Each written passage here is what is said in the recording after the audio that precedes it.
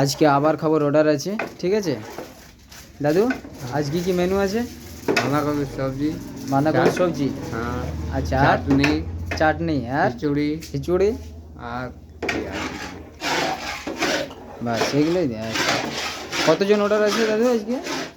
175 জন। 175 জন। আর দাদুর নামটা বলতো? হ্যাঁ, তোমার নাম? আমার নাম হচ্ছে গৌরচন্দ্র দা। গৌরচন্দ্র দা। হ্যাঁ, পিরিয়রগুড়া বাড়ি। পিরলগড়ায় বাড়ি।